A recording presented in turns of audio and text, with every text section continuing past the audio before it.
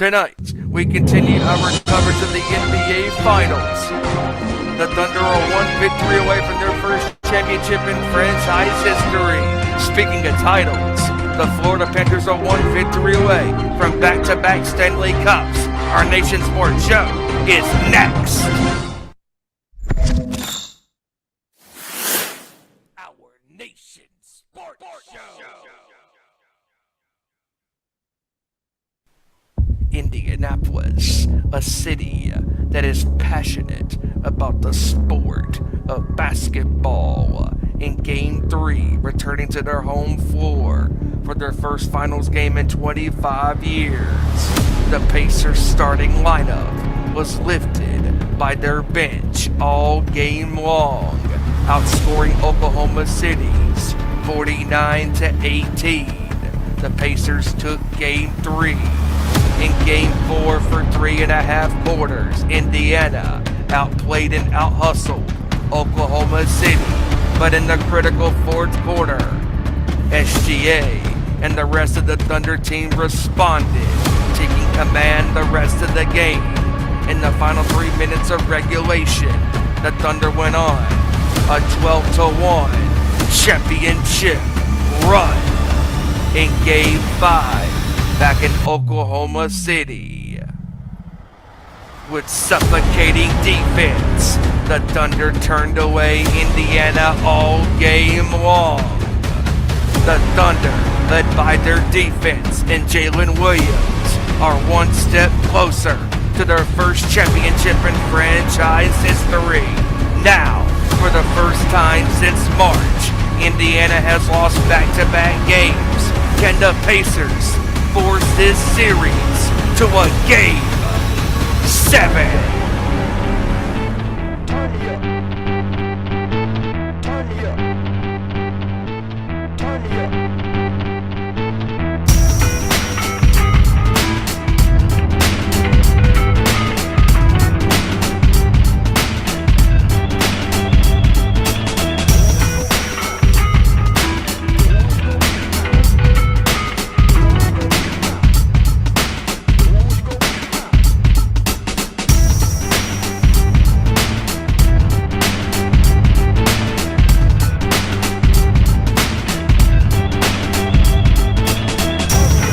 Good up to the court, talking all that is sport, breaking down the latest news, scores, and more.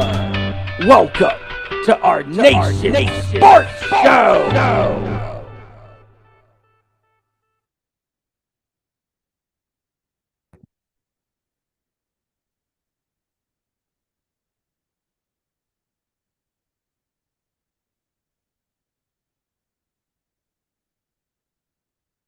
I am on mute.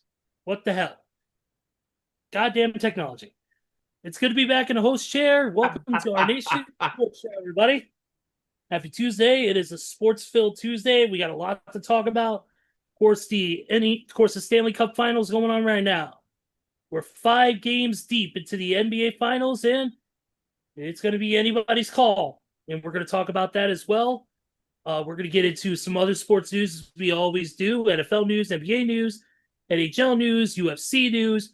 We'll try to fit it all today. And then if we do, depending on time, we'll try to fit in a little pro wrestling. We'll see what happens.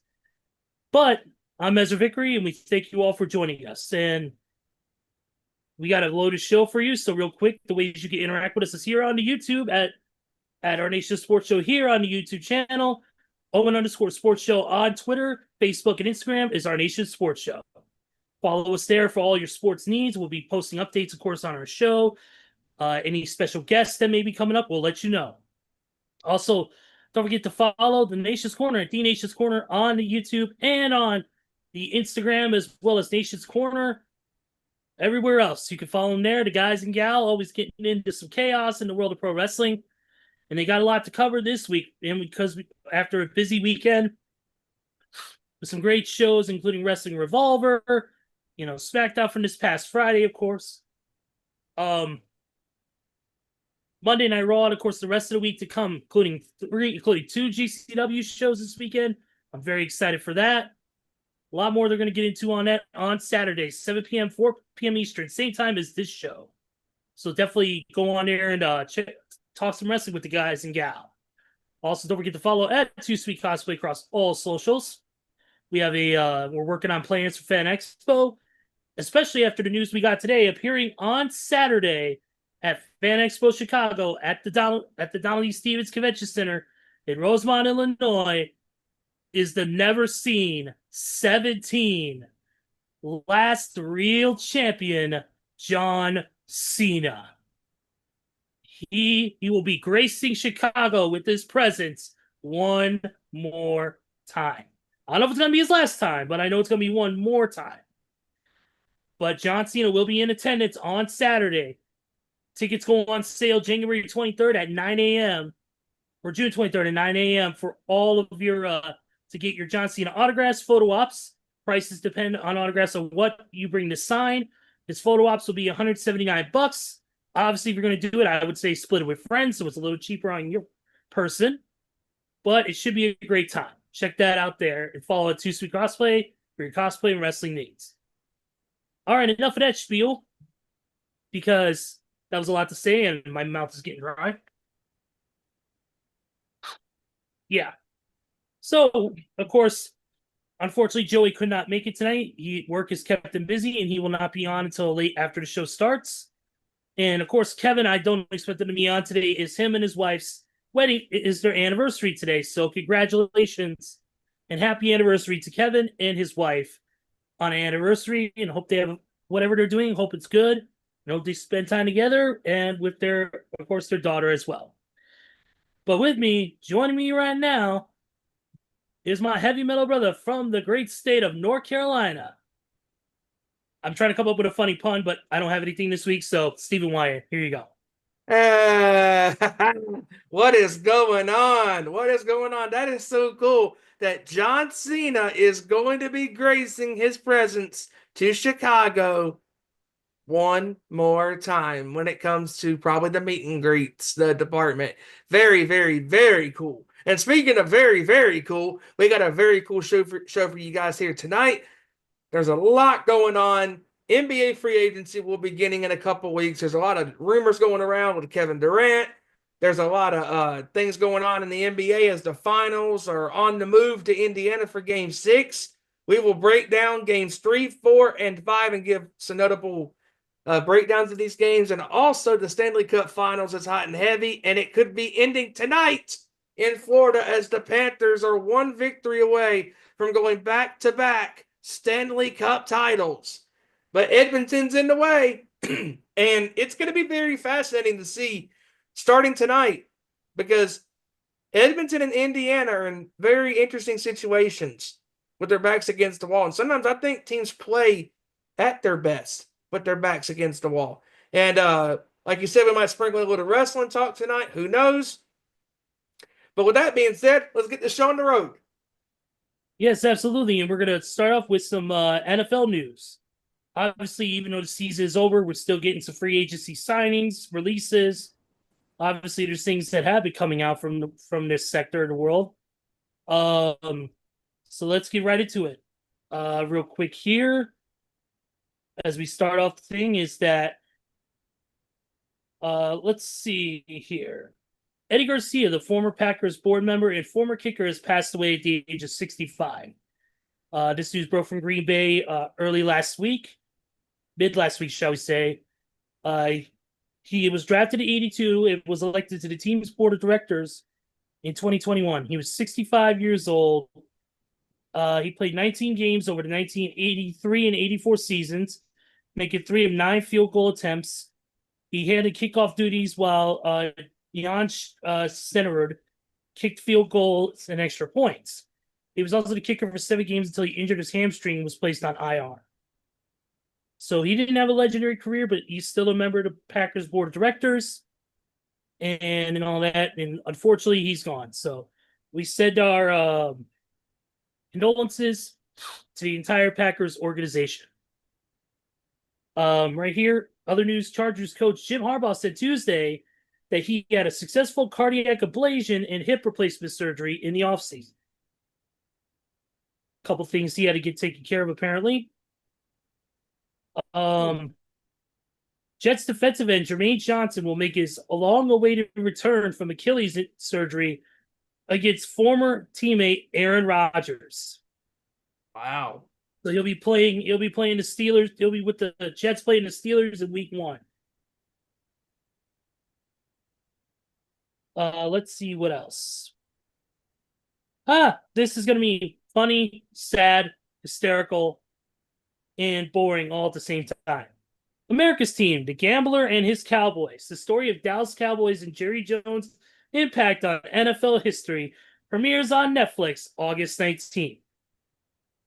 Oh, they made an impact right in the last 30 years of sucking in big moments. Yep. That's going to be a swirl of emotions for Cowboys fans all over the world because they're going to be able to experience and relive their glorious successes in the 70s, the 80s, the 90s, and then And the last 30 years, like I said, they've been absolutely abysmal in big spots. And I'm sorry, but they are not America's team. Sorry. I'll keep my comments to myself. Let's see here. Raiders have officially signed free agent linebacker Jermaine Pratt to his 1-year deal. The Rams have signed veteran offensive tackle DJ Humphries per his agent. PGA Tour hired former NFL executive Vice President Brian Rolapp as its CEO to work alongside Commissioner Jay Monahan.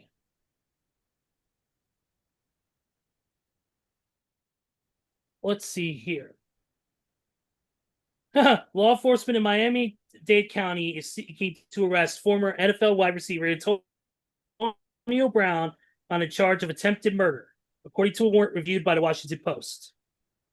Antonio Brown, the guy who can't seem to get out of the media and the guy who loves the spotlight. I mean, my goodness gracious. I mean, this guy has been a walking, literal ticking time bomb for the last 6-7 years, it seems like. It seemed like every other week when he was an active player, he was always in the media. And it's like he can't take it, that he's not in the media. Now he's thinking to himself, I got to do something to get myself on some attention. And yeah, if he committed murder, I would not be surprised. I mean, after all, this is who we're talking about. A guy who is mentally unstable. Where is Antonio Brown? He ran off the field and he cannot be found. Ripped off his pads and he made a mess. Even he can't stand those same old Jets. They suck. Thank you, Max Caster. The Colts are going to be inducting the Lake owner Jim Irsay into the Ring of Honor prior to their Week 1 game. Very cool. Expected. Cool. Very cool. Very cool still. Of course, this is more, not leading towards the football world, but it's leaning in it, I guess. For the first time since they got married, Josh Allen has been walking into practice and media events, showing off his new wedding ring. Of course, he got married to actress and singer Haley Steinfeld, known for one of her biggest hits being the song "Let Me Go" with Florida Georgia Line and Watt.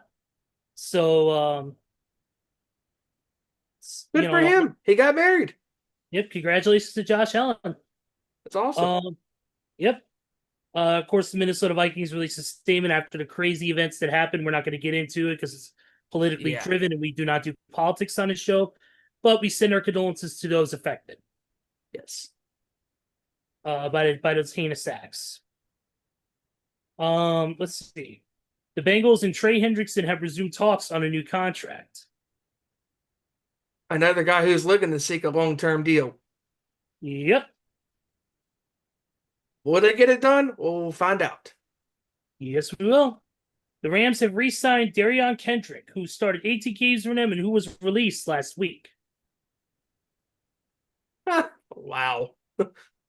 What they did was they probably released him and then restructured his contract and gave him a new one, probably with less money, and he took it regardless, Yeah. Well, this is a bummer. Olympic 100-meter champion Noah Lyles has canceled his much anticipated showdown with Dolphins wide receiver Tyreek Hill due to quote unquote personal reasons. Damn. That would have been something to see. And that's pretty much it. Like I said, kind of a slow news week in the world of the NFL. Let's get into the news of the NBA, not the games, but the news. And of course, the biggest news that came about was from the other night's game, and that was, of course, the injury to Tyrese Haliburton. It was announced that Haliburton had suffered a hamstring strain, and it's being evaluated and looked at to see what the severity of that strain will be. And before we begin, I do want to send our best wishes to Liv Morgan. Yes. Last night on Monday Night Raw, Liv Morgan on a basic takedown from Io Sky, nothing out of the ordinary, unfortunately jammed her elbow into the canvas and it dislocated her shoulder. The match had to be stopped and Kyrie was declared the winner. We don't know the severity. She could be out for up to 4 months if the dislocation is bad and it caused damage in that shoulder area. So we're definitely sending our best to Liv at this time. And also to add to that, to the people that were in that crowd last night that were cheering that she got injured, you're a sack of shit. I mean, Yep. A human being, a real life human being, on a freak accident gets injured, putting her life on the line in that ring, because every professional wrestler goes out there, every professional athlete, quite frankly, goes out there and puts their lives on the line for our entertainment. And for whoever did that last night in that audience, you should be ashamed of yourself, because you can boo and not like the character that Liv Morgan plays on TV, but respect the human being. She did not deserve that. Yeah. You may not like Liv Morgan, the character, but respect Gianna Daddio. That's all we'll say. Yes. NBA news, obviously. Let's get into it. There was some developments. I mean, been a busy week for Shams Charania, I will say that much. He's had a lot to do, obviously, with the NBA Finals and all this stuff. Let's talk about the New York Knicks and their quest to try and interview a head coach, but it's been falling on deaf ears. First, they tried to request permission to interview Chris Finch and Houston Rockets coach Ime Udoka. What happened? Denied. Denied. The Mavericks they requested to try and interview Jason Kidd. Denied. What are we playing? Baseball? 3 strikes, you're out? I mean, this is so, of all franchises that this could happen to, the New York Knicks. You fired your head coach. And I know Tom Thibodeau, he did not manage his players very well against the Pacers in the conference finals, but he was still the best option for that team going forward for the time being because of the back-to-back 50-plus winning seasons. I will stand on that sword. And you fired him, and you've already struck out 3 times. 0 for 3 with trying to interview potential hirings as head coaches. And everybody, including Jason Kidd, who was there at one point, denied. Ime Udoka, don't blame him, denied. Chris Finch from the Timberwolves, don't blame him, deny that shit, because I'd rather be where Chris is at with Minnesota, with Ant-Man, at the helm, and a pretty good supporting cast, for the Timberwolves. But just, my goodness, what a disaster the Knicks are. Like I said last week on the show, the Knicks are the NBA version of the Dallas Cowboys. A complete disaster. All because of one, James Dolan. James Dolan does not know what's going on right now, clearly. Because getting rid of the guy who led your team to their best records in quite some time, led them to their first conference finals appearance in 25 years. And it's going to be very interesting to see what the Knicks do, because God forbid if they have to, if they don't find a head coach, they might have to go I have never heard, as long as I've been a fan of sports, I've never heard of an interim coach being named the head coach for now during or before season starting. We've heard stories like that happen in the NFL and the NBA, in hockey and baseball with the interim managers, when the season's going on. But we've never heard this type of stuff taking place during the off season, where no head coaches have been hired so far. And if they have to, they might have to go with the assistant as their head coach if they don't find one. I mean, Ezra, when you look at the coaches that are out there on the market, that's 3 coaches that have already been saying that, well, we're not coming to your team. The only other guy I can think of that would be logical is Michael Malone. And if he denies, then what the hell is the Knicks going to do? It's interesting. It really is interesting.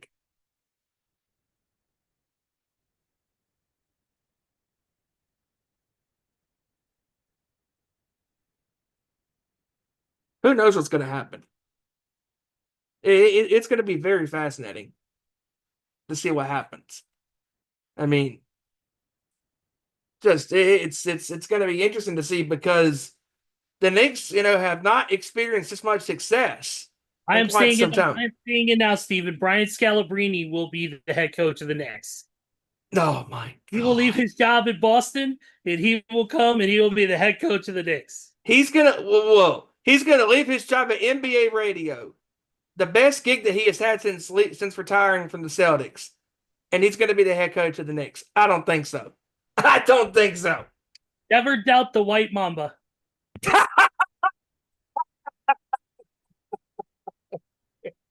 Bulls legend right there, baby. What's he gonna do? Come out to the Offspring pretty fly for a white guy? Yes. Oh, and by the way, screw you. Okay. Enough of the chaos. Even though that's the fun part of the show that makes it less boring than ESPN. Yes. Boston Celtics star Jaylen Brown underwent arthroscopic surgery on his right knee and is expected to be ready for this year's training camp.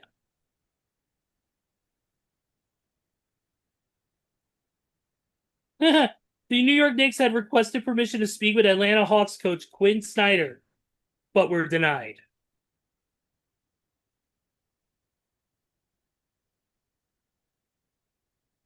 What are they trying to do? Put a credit loan in and they're just getting denied? That's what it sounds like. Yeah, pretty much. Well, this one was a success. The Knicks are planning to meet with Memphis Grizzlies coach Taylor Jenkins and former Sacramento Kings coach Mike Brown next week for the head coaching job. Formal interviews for the Knicks. First formal interviews for the Knicks vacancy and more could come. Well, Mike Brown is a credible guy, who's been on the Warriors coaching staff and as a assistant, winning championships with Steve Kerr's staff.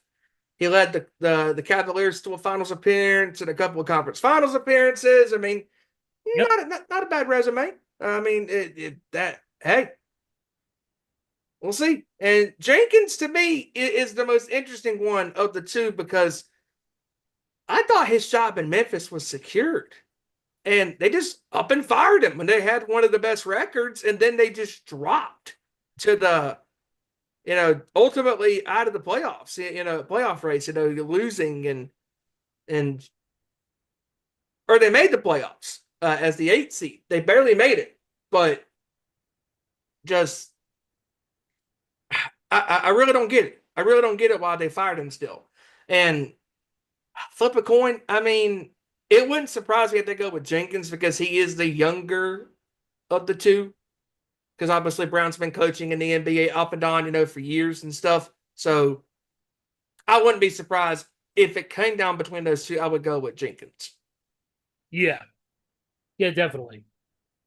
Also, this Houston Rockets center Steven Adams has agreed to a 3-year, $39 million contract extension to stay with the franchise. Hey, Houston had a really good record this past year, really good season. And Adams was a part of that renaissance for this franchise. And hey, get that money, big boy. Yep. He played 58 games after missing the 2023-2024 season, averaged 22 minutes in the playoffs with a critical role for a team that was plus 44 with him on the floor versus minus 44 without him. He led the NBA in offensive rebounding percentage this season as well. So there's that. Right here. Miami Heat, the Spurs, and the Rockets are preferred trade destinations for Kevin Durant out of Phoenix. That comes from KD himself. So those are the three teams that he would commit to long term. Which team? I think the Spurs would probably need him more, but what does that do with Cooper Flag? Don't the Spurs have Cooper Flag? No, the Mavericks would get him. Mavericks, okay, yes. I think So read those names again. The Heat, the Spurs are in who? Rockets.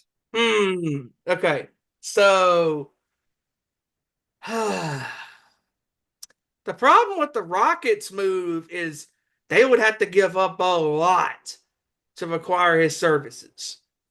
Honestly, if I'm Durant, I think the best move for him is probably to go to the Spurs. I mean, Miami, they already have a core player set up on their offense. I mean, they did lose Jimmy because of the whole, fallout with him in the front office. Yeah. And it would be good to see him play alongside guys like Tyler Hero and that. It would be okay. But you're right, because the Spurs, I think, really need a superstar that could be a veteran voice in the locker room and help get these younger guys motivated and get them and build that team camaraderie. Not only that, but Victor Wembanyama. I mean, that's one 7-footer to another pretty much 7-footer with the wingspan. Wemby and Durant would be a pretty powerful team. Oh, yeah. Imagine Wemby and Durant, fucking Kevin Durant assisting to Wemby in the paint. Oh, absolutely. And the fact that Victor can stretch to the 3-point line. Yes, he can. He's a 3-point shooter just like KD is. And yeah, maybe Wembanyama can learn a couple of little tidbits from Durant because Durant's been in this league. It's hard to believe this will be his 18th season. Yep. So definitely, this is going to be good, man, because he's on an expiring $54.7 million deal, and the Suns have made it clear to 6 to 8 seriously interested teams that they will make the best deal for the franchise, even outside of its preferred list of Miami, San Antonio, and Houston. Now, that's fascinating because I'm wondering, just playing devil's advocate here, where does Golden State appear on these lists of teams? Because I'm wondering where Denver does because they just lost Westbrook. Yes, that's a great point because you got to think. Man, I think Westbrook declined his player option this year, so he's testing out free agent waters this year. Yeah, and man, just on the surface, Denver would not be a bad move because. I mean, no offense to Michael Porter Jr., he had his years where he was a pretty solid, third option. Yeah. But his offensive numbers have quickly diminished over the last couple of years. And man, Jamal Murray, the Joker, Nikola Jokic, and KD on the same team, that'd be a hell of a trio. Oh yeah, I could see that. That's a great one. Because if you think about it, yes, Westbrook is a smaller guy than KD was, but I mean, you don't want. But then again, look what the big three was. The big three was not small guy. It was a small, big, and maybe medium, or two bigs and a small. The big three was all bigger style guys. You had LeBron, who's like 6'6", 6'5", 6'7". You had Bosh, who was 7 feet, and you had D-Wade, who's been the same ballpark height-wise as LeBron. So, I mean, it doesn't have to always be, short point guard because Kevin Durant's a big, tall, lengthy guy. We know this. We know he can go in the paint. He can shoot from 3. He's got all the tools. And if you, like you said, if you add him, Jamal Murray, and Joker together, it could be a pretty powerful team. It's a matter of the chemistry. What it comes down to chemistry, and it also comes down to money. Who is going to pay the biggest buck to get him? It depends on cap room. It depends on what they got to give up. I don't know when on the Nuggets whose contracts are expiring, who's going to be on the free agent market, who's got player options. I don't know any of that right off the top of my head, and it would take a little bit to do research, but at this point, I could see Denver taking it. I could see San Antonio. There are some teams out there who could use the services. It's just depending on who's going to give, Houston the best package to be able to take him from them. Because clearly he's not happy with Phoenix because that move did not work out, and he was clearly unhappy because even during the playoffs and during the season, Durant was, even during when he was playing in the regular year, finishing out their very bad year, and then while the playoffs continued on, Durant always kept popping up on Twitter and social media and being vocal about, hey, I want to be traded. I want to be dealt, to a different team. I'm not happy where I am. And at the same time, I don't blame Durant, for wanting to be traded because he clearly wants to experience that same success that he had almost a decade ago when he won back-to-back titles with Golden State. And until he can wash away that stigma of winning a championship with the enemy, in Golden State in 2016 and 2017, respectively, Durant's legacy will forever be tarnished because of leaving Oklahoma City, joining Golden State to win 2 championships. And Durant, ever since then, no matter who he's been with, whether it be Brooklyn, whether it be the Suns, it's not been good results on the floor a lot of the times because he hasn't had a complete team around him to lift him to another championship. And when he joined Golden State, they were already stacked to begin with. And Durant knows that his days as a professional basketball player are slim to none. I mean, he knows that he's on his last stand when it comes to being a professional athlete. He's made his money. He's won a couple of championships. He's been a finals MVP a couple of times. He's won the regular season MVP. He's one of the best pure scorers in basketball, period, with that incredible wingspan. And it's going to be very interesting to see what happens in the offseason because Durant, he needs to think about it long and hard to make the right move and look at where he could possibly land and go, because the one team that I would question where he would land is Houston, because like I said, Houston would have to give up a lot of equity to get his services. A lot of players, a lot of draft picks, because look at what the Thunder have done. Look at what the Pacers have done to get to where they are in the NBA Finals. They built their teams in the draft. And if I'm the Rockets, would KD be a very nice player to that team? Sure, why not? He's a hell of a player. He's a soon-to-be Hall of Fame player. But his legacy, Houston does not need to be where he needs to go because they're going to have to give a whole lot of equity just to get his services, because having a young team, full of inexperienced players, that's fine because it's growing pains. And I mean, I'm pretty sure if Durant did go there, he could teach the guys that are still there, how to win.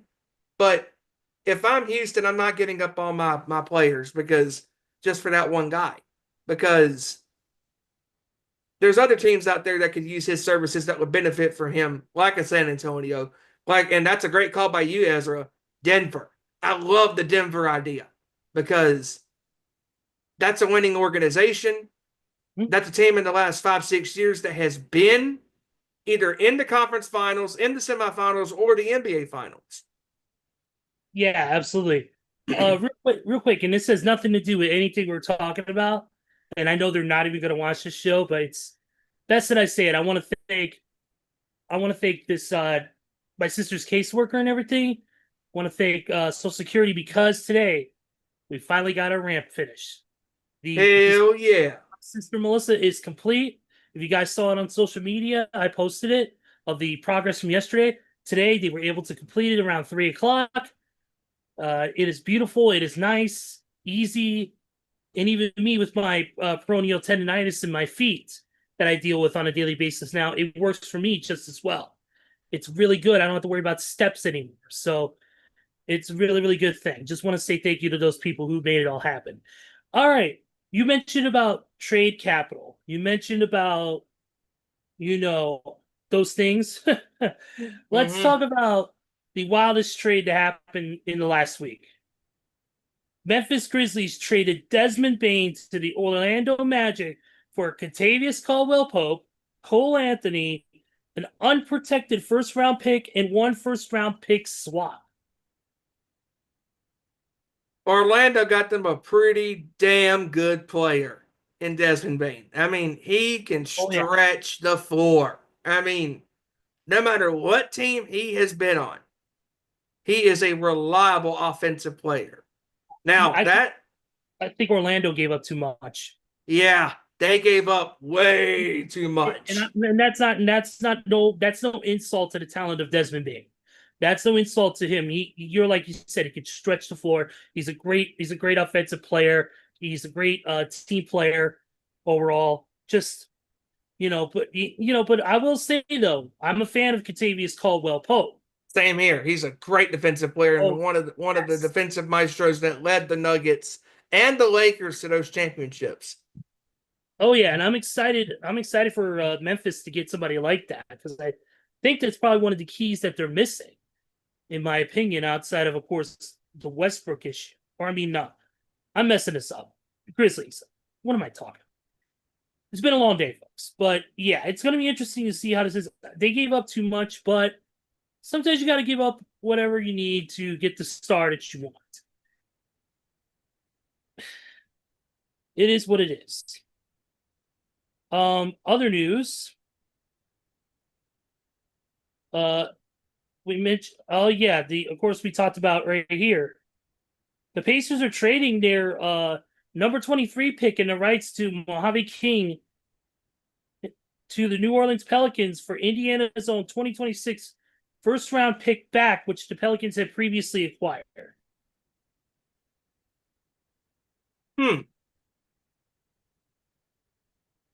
So New Orleans now owns the number 7 and 23 selections in the first round.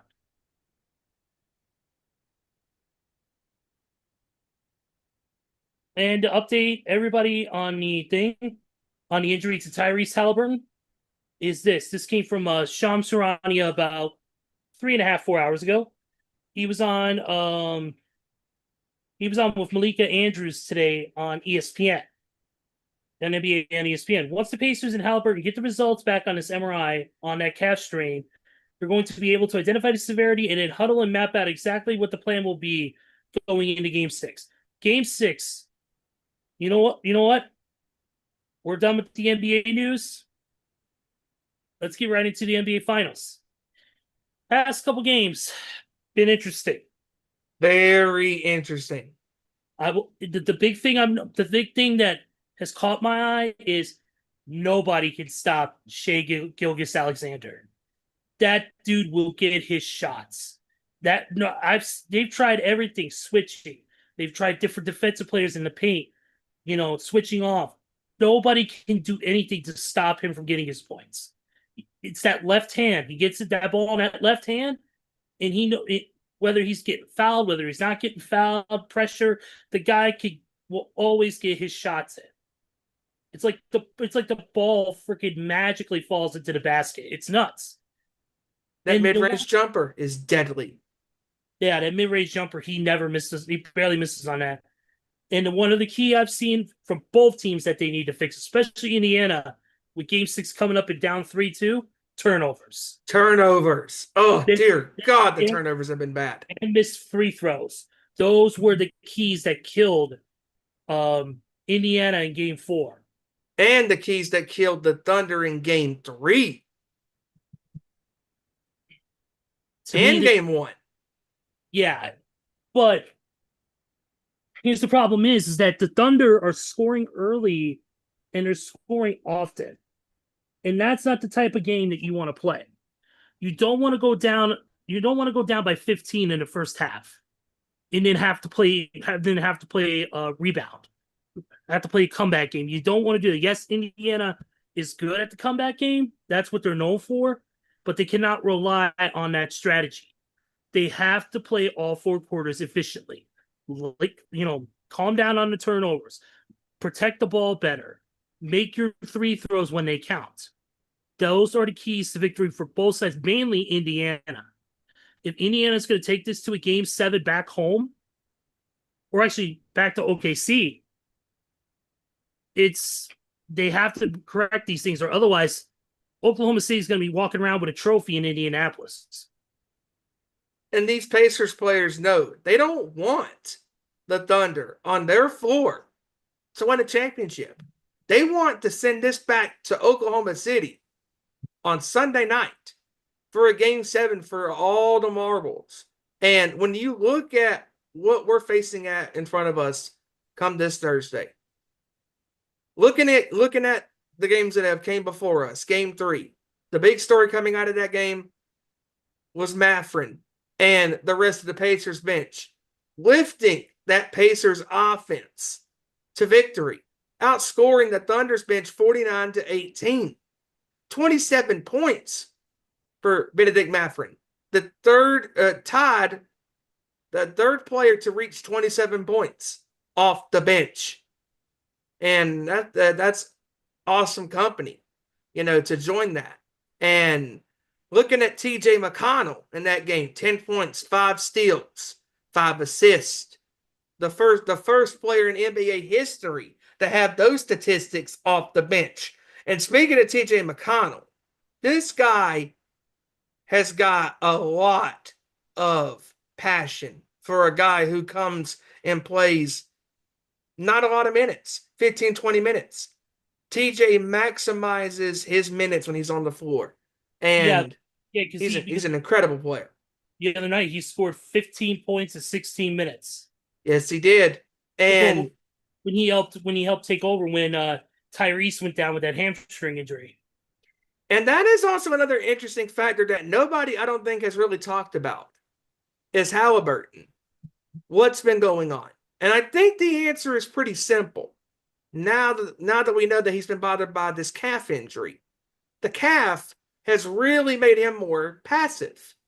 And let's be honest, when Tyrese is healthy, he's usually passing the ball, a lot and not taking over the game all the time because that team is so, deep with their roster with Nembhard and Nesmith and Siakam, as guys who can handle the ball themselves as well. But to be honest with you, game 3, if you're a Pacer fan, you were feeling pretty good heading into game 4. Then game 4 comes around for 3.5 quarters. Thunder looked lost for 3.5 quarters. Indiana was hustling. They were out shooting them. They were out muscling them in the paint when it comes to getting in the paint, making the big boy plays. And they were killing them from the 3-point line. And yet, what killed them, like you mentioned, as the turnovers and the missed free throws. And the Thunder went on this run in the 4th quarter that got them practically back in the game. And from then on, SGA and the rest of that Thunder team took over in game 4, and they tied the series on a 12-1 run. And it was nuts. Indiana was up 103-99, and they scored a single point in the last 3.5 minutes of that game. And that just goes to show you that when you are in a close game, you have to score on offense. And that's another thing that Rick Carlisle said in his press conference at the end of the game, that the ball, he admits, got stagnant. It was stalling a lot. There was not a lot of moving of the ball, and guys touching the ball a lot and making that ball flow like it was in the first 3 quarters of the game. And it just goes to show you that it doesn't matter. And it's funny, we talked about this the other week as on Zoom with some of the guys, that home court advantage in sports really doesn't matter. And home field advantage in sports really doesn't matter, because what matters is, can you play your game in any situation, no matter where you're playing, either at home or on the road. And Indiana can play both at home and on the road. But what's been killing them is these turnovers. And that is the one thing that is a big sticking point to me especially heading into game 5, and then it happened again last night, the turnovers. The turnovers killed Indiana last night. And it forced them, like you said, to play catch up to get back in the game. And who let that come back, or that chance to get back in the game? McConnell. Dude was scoring and assisting on 18 of their 30-plus points in that third quarter alone. He was incredible. And I don't know how you feel about this, Ez, and let me ask you this, but I honestly, and I still can't stop thinking about this, but I don't understand why McConnell wasn't really in that fourth quarter. Carlisle sat him for the majority of that fourth quarter. I don't get it. Because Haliburton was already, hobbled by the hand, by the calf. It's the NBA Finals. You are dead even at 2 games apiece. And he said, everybody's tired. Or McConnell was tired. Coach, everybody's tired. Gilgeous-Alexander is tired. Jalen Williams is tired. Chet Holmgren's tired. Everybody is tired. Hell, in the NHL, the Florida Panthers players are tired. The Edmonton Oilers players are tired. You played over 100 games. That's a lot of wear and tear on the body. You have to persevere through the pain, the aches, the agony. He should have kept McConnell out there. What are your thoughts? Dude, you should have never sat McConnell. McConnell should have had more minutes. You don't sit a guy when you need him the most like that. And look, I'm not going to totally blame Coach Carlisle for it, because obviously you're trying to manage his minutes. You're trying to make sure he doesn't overexert himself. You're trying to make sure that, because when you're only playing a certain amount of minutes, that's where your cardio level is at. Mm-hmm. You're not always prepared to play, 36, 38, 40 minutes. Or 43, 44, 45, 46 minutes. You're not always conditioned to do that because you're only playing 15, 20, 21 minutes. So I get it. Give the guy a rest, let him recoup, give him time to get his bearings, and then bring him back. I understand it was a critical thing, and I get that he should have been out there, but that's kind of, to me, a little bit of a selfish point of view. Just my opinion. Not saying you are, but for anybody else who thinks so, it's matter of managing minutes and matter of managing your players' conditioning. So I'm not going to go off the rail on that. That is interesting, because when you think about last night and how, once again, the injury bug, and Pascal Siakam had a lot of these turnovers last night. He was careless with the basketball and was just playing way too fast and not playing calm and relaxed like he normally would, either on the road or at home. And the jitters got to him early on, and he had to settle in. And he eventually did settle in. But Andrew Nenhard was also responsible for a lot of turnovers too. And there were times he was throwing some ugly passes.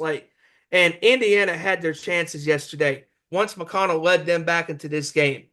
And Gilgeous-Alexander and Williams got their points, but Indiana kept throwing counterpunches. They kept fighting back. And McConnell said at the end of that game, or before the game's buzzer sounded, "We'll see you back here for game 7.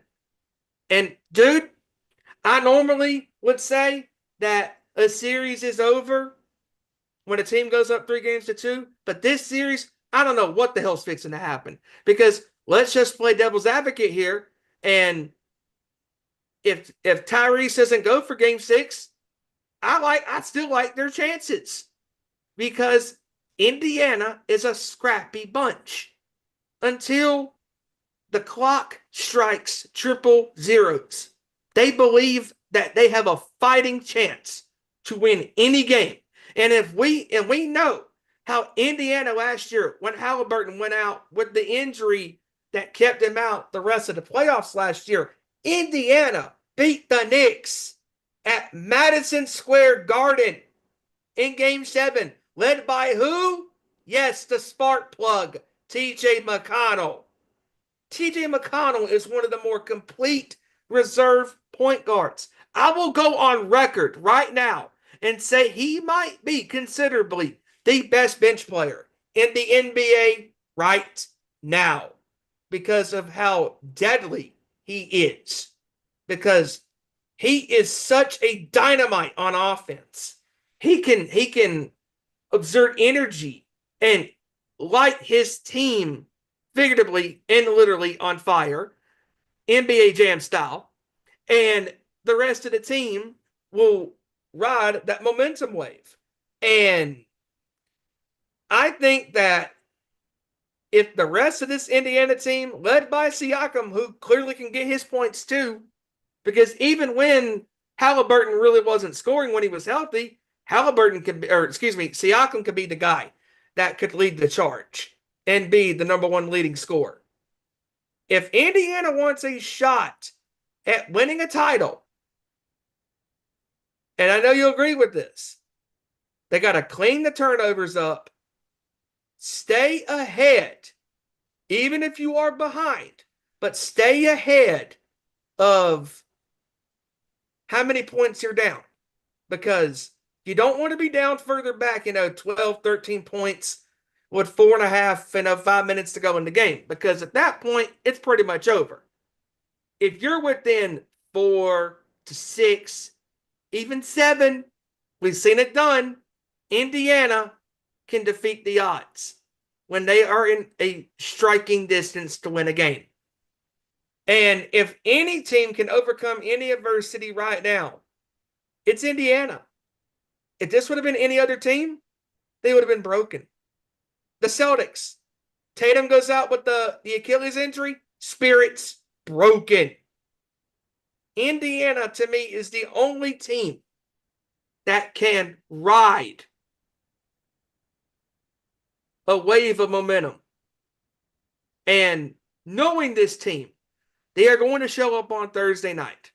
Pride on the line, dignity on the line, respect on the line, not just for themselves, but for their coaches and for that fan base who has stuck with this team for years after the great Reggie Miller retired and all the teams that they've had over the years. They've had some success, but this is the most string of success that Indiana has had in the last couple of years. And if I am Indiana, I'm coming out swinging.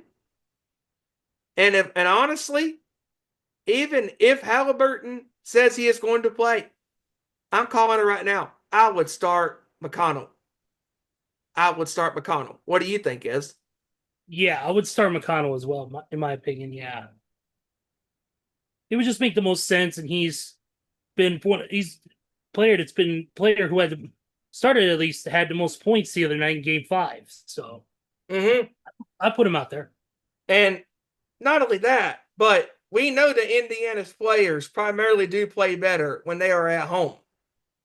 And expect the unexpected with this series, because we have, just when we think we know it all, we don't know it all when it comes to this series. Because basketball logic has been thrown out the door time and time again with this series as it has progressed. Because we're thinking in Game 4, Indiana's fixing to slam the door on them and be one step closer to the title. Then the Thunder throw a counterpunch of their own, a haymaker of their own. They tie the series. Then they take Game 5. Indiana had 23 turnovers? Yep. That's a lot of turnovers. You can't turn the ball over that many times and expect to have a shot to win the game.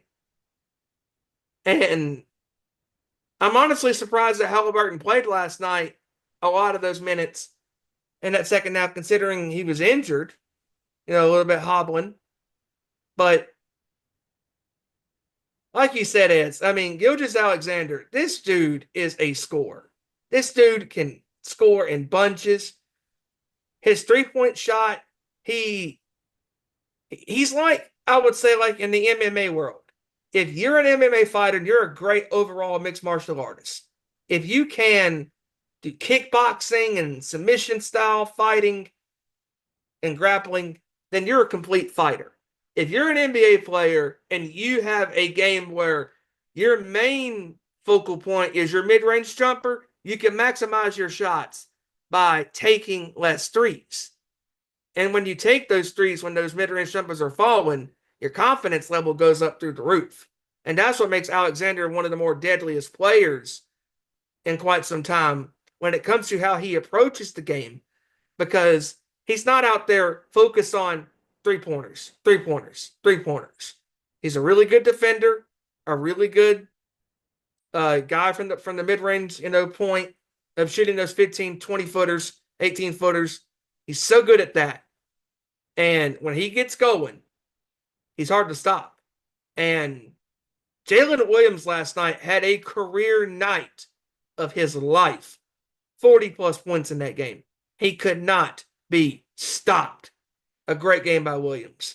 He's also been a great sidekick for Gilgeous-Alexander. Yeah, I agree 100%. Williams has been showing out in this series. He's been showing out in the whole entire playoffs run for the Thunder. He's been one of the key cogs.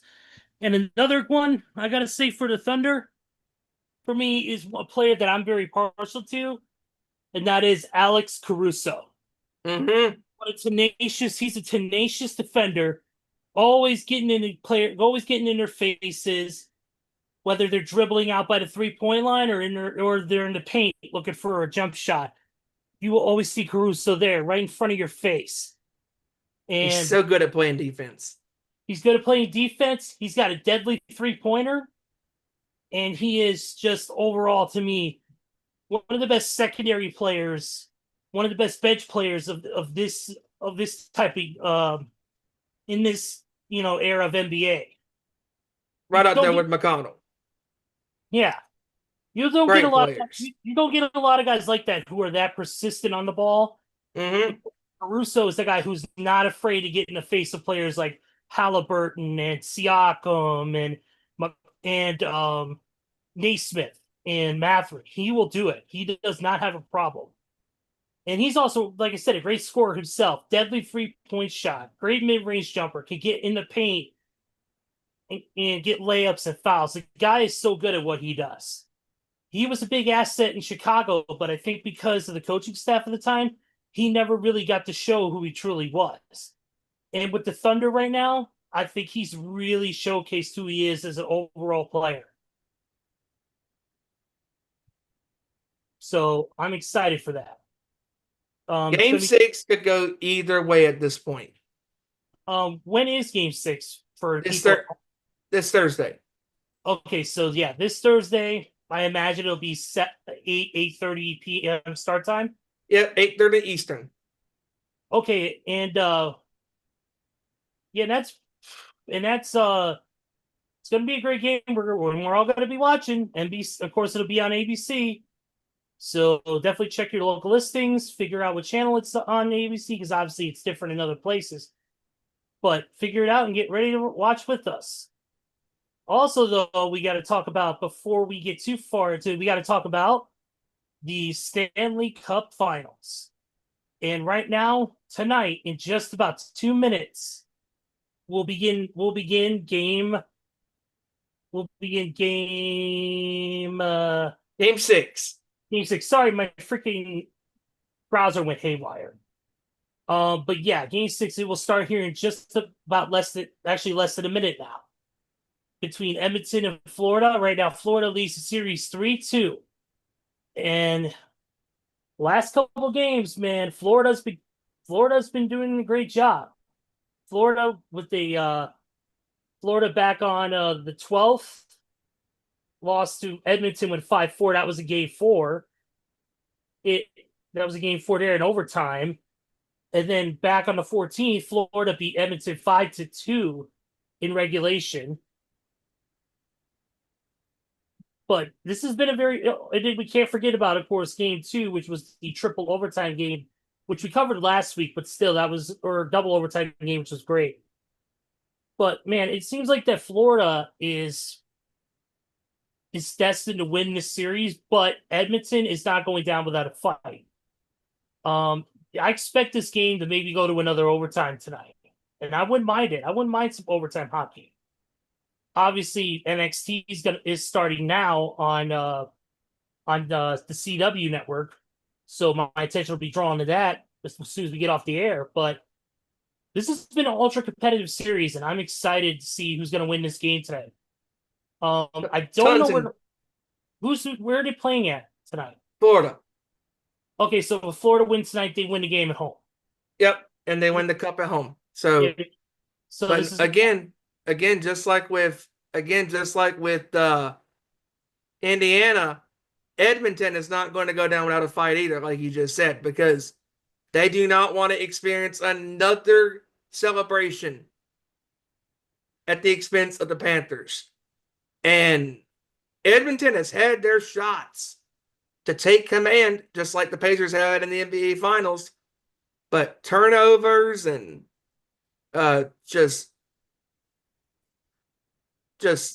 Edmonton has been getting crushed when it comes to being outshot, and especially obviously Bobrovsky is the best goalie right now. I mean, he's so hard to score on. Skinner is so inconsistent for Edmonton. I mean, they benched him. They benched him, and then, oh, shocker, shocker, Edmonton went on this magical run to get back in the game the other night in game 4. Skinner got scored on 3-0 in the first period. yeah. And I'm like, yeah, this is pretty much over. And then Edmonton shockingly came back. And they ended up winning the game in overtime. And then in game 5, you would think, returning to home ice, tied up at 2. Oh, we're going to show up. We're going to play our asses off. No, they got their asses whooped. I mean, Florida got the memo. Hey, we're going on the road. Let's still play our game of hockey. Edmonton, quote unquote, showed up, but they didn't play their brand of hockey. They got, once again, outshot and outgoalied. I mean, it was no contest. I mean, and tonight, it's going to be fascinating to see if McDavid and company can, get off the schneid again in this series and even it and send it back to Edmonton for game 7. Can it happen? Maybe. But it's just, I don't get sometimes why these teams go away from their game plan sometimes. They try to get too cute with their play calls. And sometimes that can cost you. And there's times where Edmonton has had a shot to take command, but they make these critical mistakes, and you have to score when you have a shot, to get the job done. And also where they're getting crushed on is the power plays. Because every time that, and especially the other night, Edmonton had a couple of times where they got, penalized, and Florida had the power play advantage a couple of times, and they absolutely took command of that chance.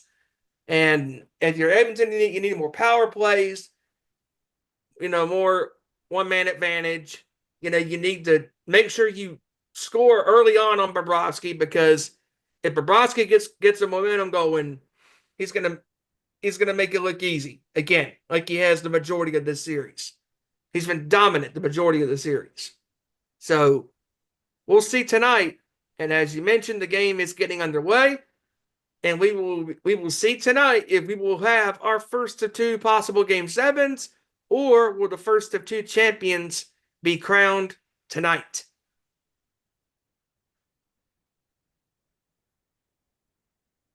Yeah, absolutely, my man.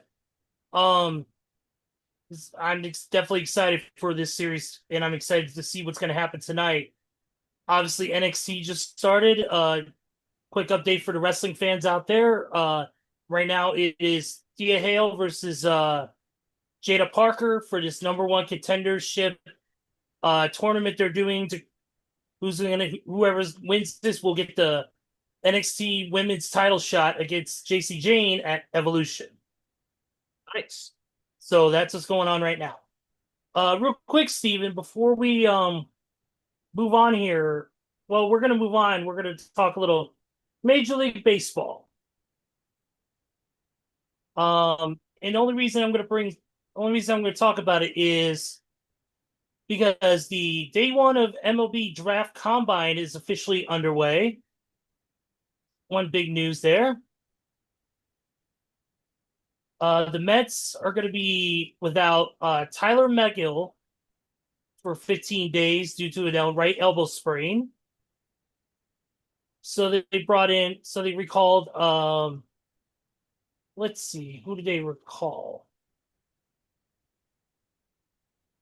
I hate when they give all the stats and all that. Let's see. They recalled reliever Justin Garza to take Mego's spot on the for now. So there's that.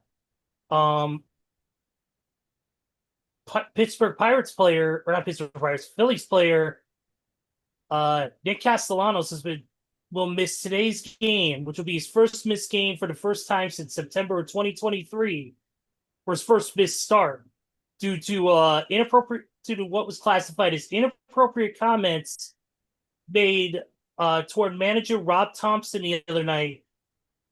I think when he was getting ejected or whatever.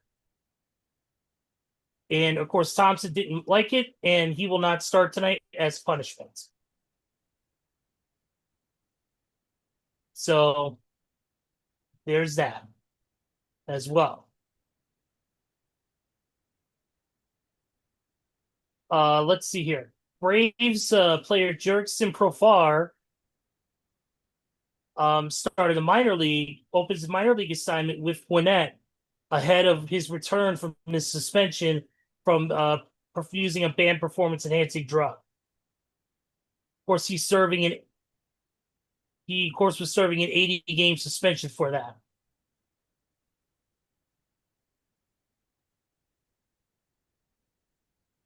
And of course, Shohei Ohtani will also be returning to pitching as well. So big news there. But that's all I got in the world of major leagues right now. I think we can move on to... Real quick, there's also a blockbuster trade that happened in baseball with the Devers getting traded to the Giants. Nice.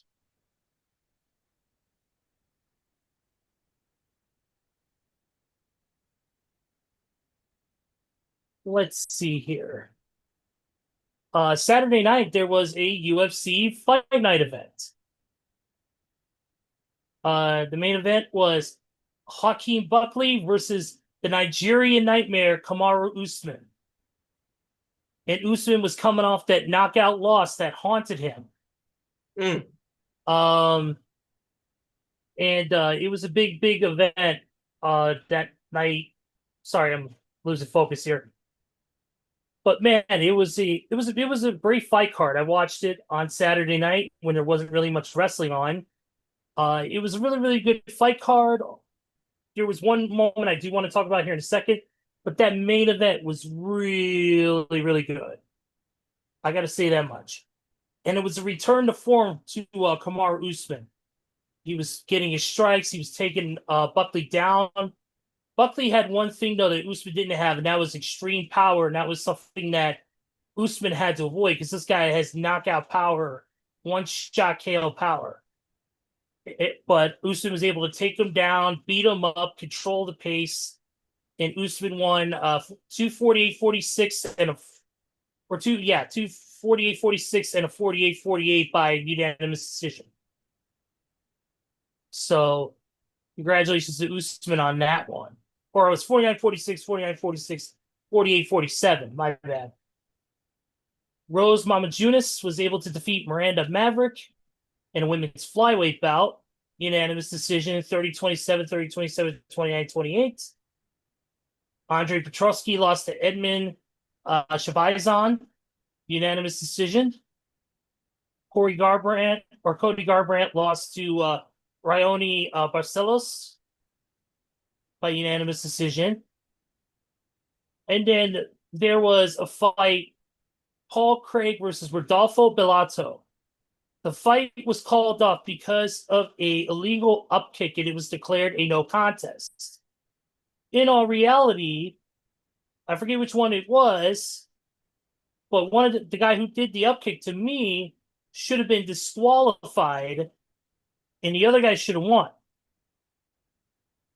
So, but they declared it a no contest, which a lot of people disagreed with. And so neither fighter won. MMA judges, once again, getting in their own way. Yep. And bonus awards went to Malcolm Wellmaker and Jose Ochoa who fought on the preliminary card. And fight that was performance of the night, and fight of the night went to Kamaru Usman versus Hakeem Buckley. The next event coming up is UFC on ABC. I'm not joking. UFC on ABC. Wow.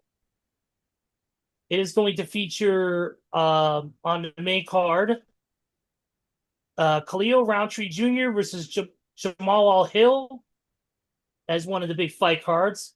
Also, Rizvan Kanayev will take on Curtis Blades. Some known names on that card as well. This is going to take place from Baku as Azerbaijan. So very different. And the UFC 317 is the next big pay-per-view card. June 28th at the T-Mobile Arena in Paradise, Las Vegas, Nevada. We're going to have Ilia Topuria versus Charles Oliveira. Alexandra Pantoja will defend the UFC flyweight title against Kai Kara-France. Brandon Royval will take on Joshua Van in the flyweight bout. And Beneil Dariush will take on Renato Moicano. And that is your main fight card. Also, Vivian Araujo will take on Tracy Cortez, which is going to be a pretty damn good fight, knowing Tracy Cortez. Oh, and that fight between Charles Oliveira and Ilia Topuria will be for the vacant UFC lightweight championship. And one other thing I want to talk about. A couple weeks ago, Kayla Harrison was able to win her fight, and when I believe she's now a champion, if I remember. Let me look this up real quick. Yes, she's the current UFC Women's Bantamweight champion. Well, she made a little proposed challenge, and we don't know if this will happen, to one of the newest members of the UFC Hall of Fame, the Lioness Amanda Nunes. Nice. And Nunes got to the ring and they faced off. So may come this year, may come next year, but it looks like the Lioness is going to come out of retirement to claim another championship. Imagine that. Former Olympic gold medal judo champion versus one of the greatest champions, not just in women's MMA, but in MMA in general, and a future UFC Hall of Famer. Mm-hmm. That's going to be epic if they sign that fight. And I think that's about it. That's all I got. You got anything else, Steven? I believe I am pretty much done for the rest of the night. Same here. Real quick, Jada Parker just beat Thea Hale, so she moves on to the next round of this tournament to crown the number one contender for JC Jane's NXT Championship at Evolution. So, want to bring up real quick, very nice to have Asuka back last night. That was awesome. Yes, her original theme, The Future, from her NXT days made a return, which was great. And also a new mask made by the legendary Jason Baker, the man who created the Fiend mask for the late Bray Wyatt, and also created all the masks for the members of the Wyatt Six. So definitely want to send a shout out there. And that's about it. Steven, go ahead and close it out like we always do, man. Yep, great job with you tonight. The dynamic duo took over tonight. Unfortunately, Joey couldn't be on tonight due to work scheduling. I don't know about dynamic. You might have to rephrase that later. I think that should be deleted. Anyways, hate that Joey couldn't be on tonight due to work and all that stuff. But like you said, want to mention real quick, happy anniversary to Kevin and to his wife. And hopefully they're enjoying some quality family time with one another. Happy anniversary to you guys. And to everybody out there who views this tonight live or on demand, thank you very much as well. We look forward to being back on next week as we wrap up the Stanley Cup Finals and the NBA Finals coverage. And we are inching so close to our NFL stuff beginning in the month of August. Week after week, creeping so slowly to beginning our NFL coverage in less than a month or a couple of months. It's going to be awesome. You can follow us on Twitter or X at Owen_Sports Show, Facebook.com/Nation Sports Show, where we are live right now on YouTube.com/Nation Sports Show. Be sure to like, share, subscribe to all your family and your friends who love the world of sports just as much as we do. And we also love our professional wrestling. You can follow the Nation's Corner on Twitter at Nation's Corner, Facebook and Instagram at The Nation's Corner, and also YouTube.com at The Nation's Corner. We're there live on most Saturday nights where it's all right to talk a little wrestling and all right for a little bit of fighting. YouTube.com/Nation's Corner. They are live mostly every Saturday nights at 7 p.m. Eastern, 6 Central, 4 p.m. Pacific. And also don't forget to follow our boy Hijacker Mike, our video producer who puts these intros together behind the scenes, and also the Nation's Corner's intros and stuff, at Mr. Mac on Twitter, and also his cigar channel. If you are a fine aficionado of fine cigars, Smoke in the Bay, THA Bay. Follow that on Twitter and the YouTube channel, which is doing quite well, and all of that good stuff. You can follow our individual accounts. Myself at Steven_Wyand. You can follow Joey at Roll_Tide 1992. Kevin Rory at That Night Game 10, and Ezra right there at Deadman469. And with that being said, we are out of here. Ezra, wrap us up, my friend. Absolutely. Thank you to everybody who joins us live and, of course, on demand. We appreciate you guys for always sticking with us. We had one hell of a show today. We appreciate you guys. We'll have more news to cover. We'll cover, of course, probably the new champions for both the NHL and the NBA. So keep an eye on that. And we'll have some other news to report as it goes down here, hopefully, here in the next few days. So with that being said, for Kevin Rory, for Joey Thornton, for Stephen Wyand, for Randy Gyron, for the hijacker himself, and all the great fans of the Sports Nation, I am Ezra Vickery. We will see you next week with another edition of our Nation Sports Show. Take care, everybody. Have a great week, and we will see you next Tuesday. Same time, same YouTube channel. Peace out, everybody. Turn me up.